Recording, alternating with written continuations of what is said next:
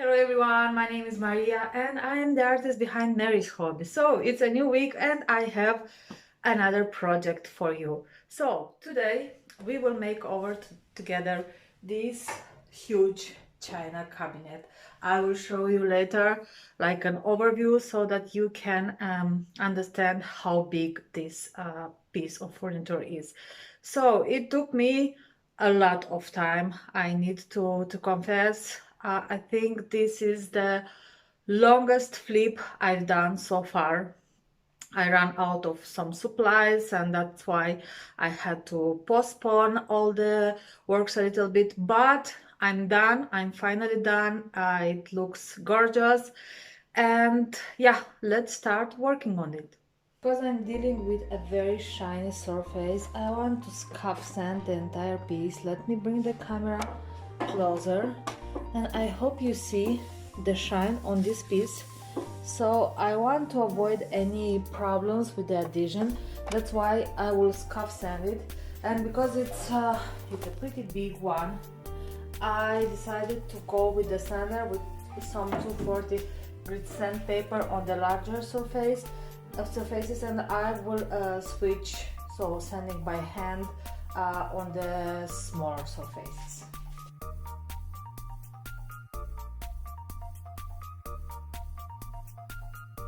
So this is what you want when you scuff sanding. I'm not trying again to remove the existing finish. I'm just trying to scratch a little bit that glossiness of the piece so that my primer and my paint have a better adhesion. Once I was done with the scuff sanding, I vacuumed away any dust and then I just used a damp rag to make sure that my surface is nice and clean.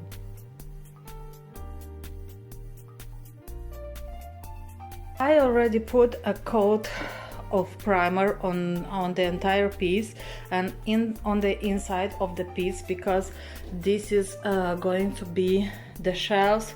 The sides and the top from the inside will be painted in white, and I'm running out of my primer, so I will put just another coat on the shelves because this will be painted in white. And for the outside, one coat is enough because I don't have any bleed through and the color I'm going to use is not so light. And I'm applying my primer with the roller because it's easier and faster.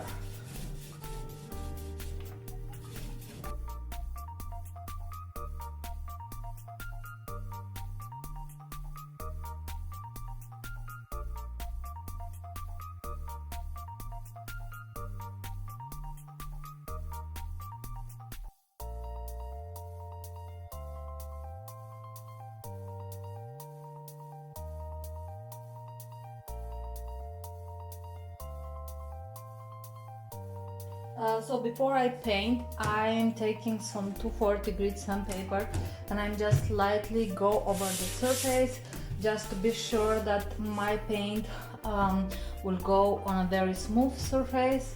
Once I'm done, I will wipe the dust away and we are ready to start painting finally. As my color, I choose Manatee Gray by Sibel, which is a light gray. I really like this color. I've used it before. And my tip always before starting painting, make sure you give your paint a very good stir, just to make sure that you bring all the components of the paint together. As usual, I will start by misting my surface a little bit, because I'm going for a smooth finish on this piece. I really like this color. It's such a modern color, not too dark and not too light, just perfect. One of my favorite shades of gray. And it has a pretty good coverage as well. That's why I was okay with only one coat of primer, because I just wanted to give myself a little bit of coverage, because the original finish of this piece was very dark. And always make sure around the corners that you remove any excess of the paint, because you don't want any drips or buildups. Work in long strokes and use water when you feel that your paint is not sliding so easy anymore.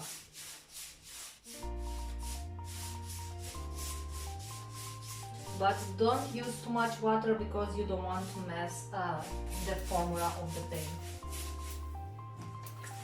I'm planning to paint the inside of the cabinet in the color Fluff by Dixie Belle, which is a slightly off-white. It has some like grayish undertone. It's very nice, and what I love about this color is that it has a very good coverage for such a light color. I will use my Zebra chiseled edge brush, and of course I need my bottle of water. I already gave the paint a good stir, and I will start by painting this part. Why this part? Why from the top? Because if I will have any drips or any paint dripping off, it won't mess this part. And also because inside of the cabinet is a very narrow space, you always tend to touch the shelves. These shelves, unfortunately, I couldn't remove them, so you always want to start with the top.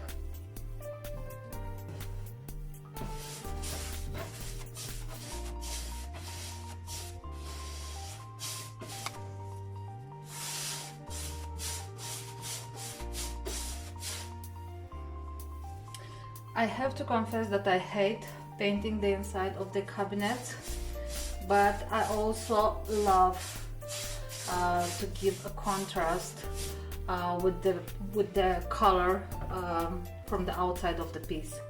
And also, as I said, this color by Dixie Belle Fluff has a very good coverage, so I'm really hoping that with 3 coats I will be able to get the coverage I'm looking for.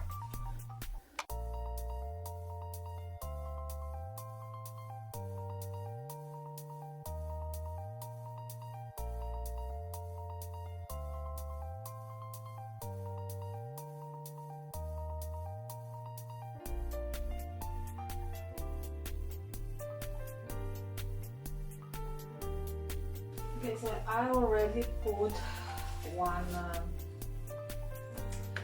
piece of this wallpaper there, and it's not easy, just because, let me show you. You see this curve here? It's pretty hard to install this, and also this stuff is like super sticky. But I decided now to work with smaller sheets. And let's see if this works. I also like this paper because it has this geometrical pattern and it makes it very easy to apply. So I will put here, a little bit higher, so that we have paper until that's full. And then I will measure here how much we need. This, and then I will just cut it with the needed measurements, and we should be ready to go. This wallpaper, it's actually pretty easy to work with.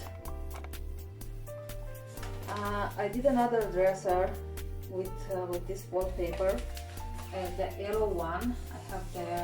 I have a video for this. I will put the description in the link below.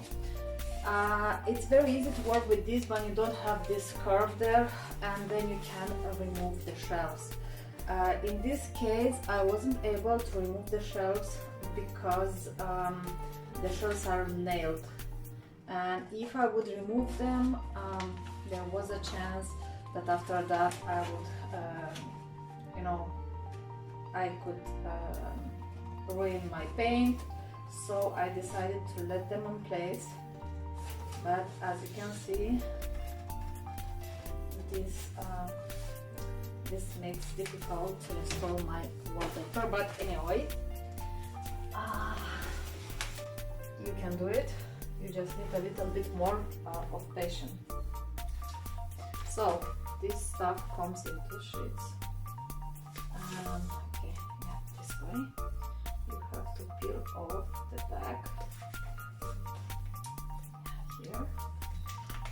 Don't peel the entire back because it is like ultra sticky.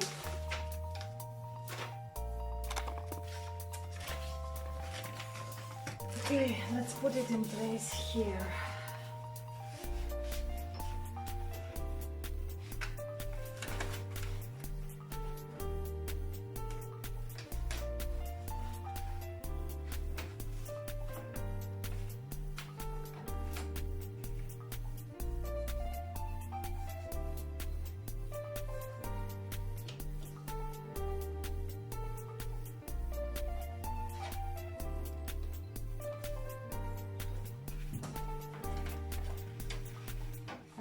Now we are removing this sheet underneath on our way down.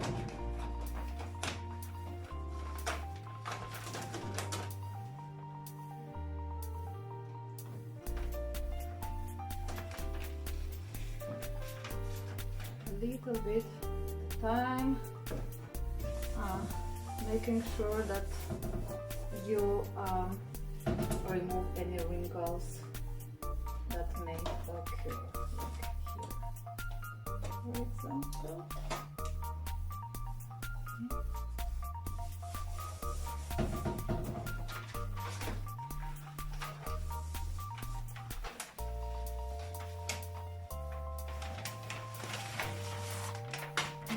And that's good. So now we will remove the excess with a cutter blade. Just make sure you push the wallpaper well in place and just cut exactly on the edge between the top and the side.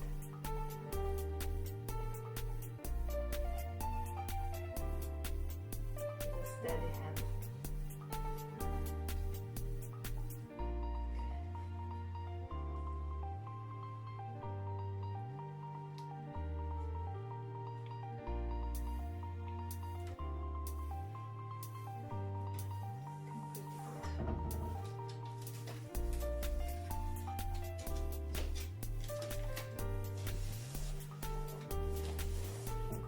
Okay, yep, I like it. Okay, so I have my paper in place. I actually had to delay this project just because I didn't have enough paper just for the part underneath. I want to give you one tip regarding wallpaper. So if you want to put some wallpaper, especially when it's about this kind of self-adhesive, first put the paper and after that apply wax, because otherwise you may have problem with the adhesion. So this shells has already 2 coats of wax, and I will let this dry and I will put a third on. I told you it's just because people will put stuff on this and I want to be sure that they are properly sealed. Now for top coat, I'm using my favorite clear wax by Rust-Oleum along with my Lignocolor wax brush. So for this piece I will use mainly 2 coats of wax. because this top will be anyway underneath of the top part of this cabinet, and on the sides I'm using usually 2 coats. The only exception would be the shelves inside the cabinet. I will put 3 coats of wax because this is the area that is most used. As usually, apply a liberal amount of wax and spread it in each direction. There is not like mandatory to follow one direction. Just make sure you have the wax everywhere. Rub it well into your piece and then just remove the excess.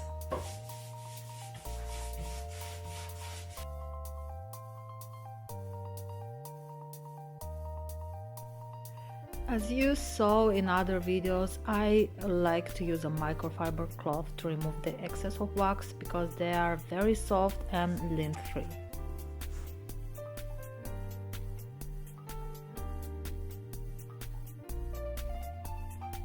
I saved the original hardware for this piece because I really like it, and also changing all of them would cost a lot of money because good and beautiful hardware is very expensive.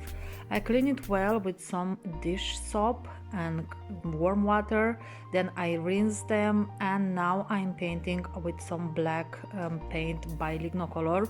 This paint has a very good adhesion, and that's why I don't need an adhesion primer underneath.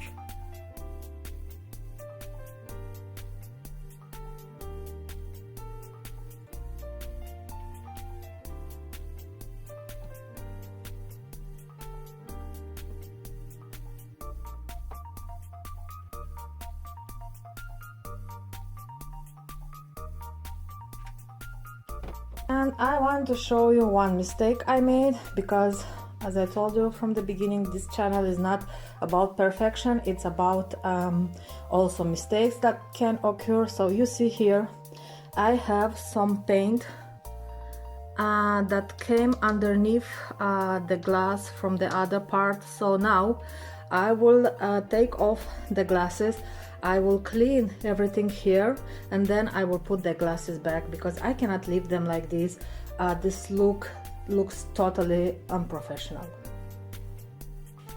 I need to clean some, I don't know if you can see, but I have some wax on this glass, and I want to clean this, and I will show you how I do this.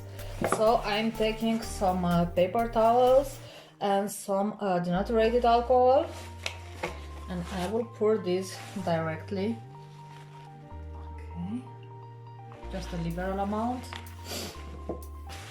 and I will start clean carefully because remember, I want to remove the wax, only from the glass, not from my piece. And this is the way I also recommend my clients to clean the glass. You just spray the cleaning formula on the towel, not directly on your piece, because usually this cleaning solution, they are on alcohol based, and you don't want any alcohol based products going directly on your piece of furniture.